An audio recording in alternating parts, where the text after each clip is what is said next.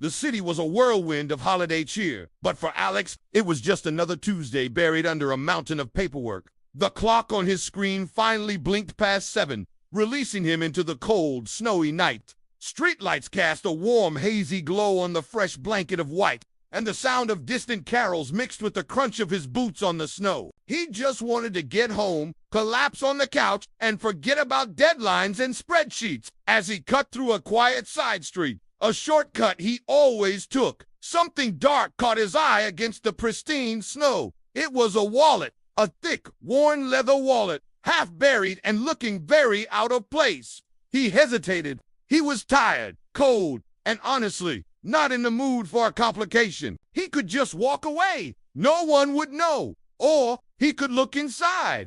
Curiosity, or maybe something better, got the best of him. He picked it up, brushing off the clinging snowflakes.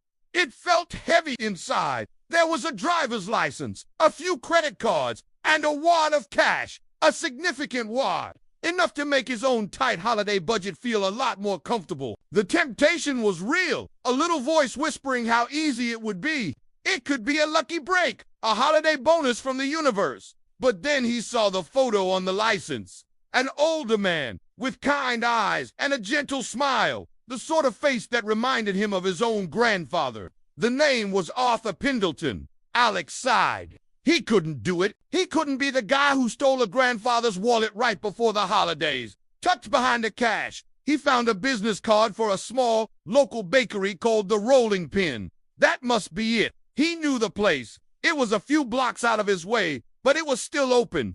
With another sigh, this one of resignation, he turned and started walking in the opposite direction of his warm apartment. The bell on the bakery door chimed as he entered, a wave of warm air smelling of cinnamon and freshly baked bread washing over him. An older man was behind the counter, wiping it down, a dusting of flour on his apron. It was him, the man from the license, Arthur Pendleton. He looked up, his smile just as kind in person. "Can I help you, son?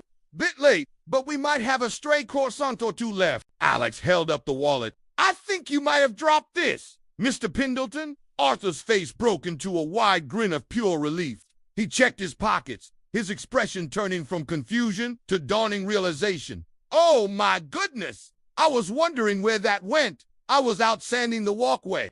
It must have slipped out. Thank you. Thank you so much. I can't tell you what a relief this is." He bustled around the counter. "Please, let me give you something for your trouble. A reward." "No, that's really not necessary," Alex insisted. "I'm just glad I could get it back to you." "Nonsense," Arthur said, waving a dismissive flour-dusted hand. "Honesty like that deserves more than just a thank you. Here." He grabbed a large box and began filling it with an assortment of pastries, cookies, and a small, beautifully decorated fruitcake. "For you, for your holiday." As Arthur packed the box, Alex's eyes drifted to a corkboard on the wall, covered in photos and thank you notes. And then he saw it, a picture of a much younger him, maybe 10 years ago, standing proudly next to a new bicycle. Tacked next to it was a letter, his own mother's handwriting. He stepped closer, his heart starting to beat a little faster. The letter was a thank you note, addressed to the bakery. It spoke of a difficult time after his father had lost his job. How they couldn't afford a new bike for Alex's birthday after his old one was stolen. It described how an anonymous donation arranged through the bakery had made a little boy's dream come true. He remembered that bike. It had been the best gift he'd ever received, a beacon of light during a dark time for his family.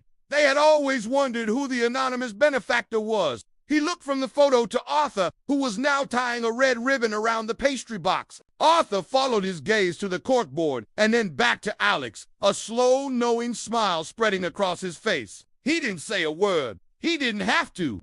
Alex felt a lump form in his throat. All these years, the kindness of a stranger had been a cherished family mystery. And here he was, the man responsible, standing right in front of him.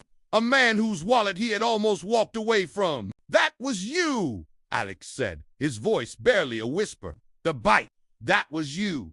Arthur simply nodded, his kind eyes twinkling. "The world is a small place, isn't it? Seems we all have a chance to help each other out sooner or later." Looks like tonight was your turn to help me. Alex walked home through the softly falling snow, the weight of the pastry box in his arms feeling insignificant compared to the warmth spreading through his chest. The holiday lights of the city seemed to shine a little brighter. It was more than just returning a wallet. It was closing a circle he never even knew was open. He realized the greatest gifts aren't the ones we receive, but the ones we have the opportunity to give back. And sometimes we get to thank the people who helped us long ago without even knowing it. This holiday, he had received the best gift of all, a reminder that a little bit of kindness, no matter how small it seems, always finds its way back to you. Thank you for watching. If this story touched your heart, don't forget to like, subscribe, and share. See you next time.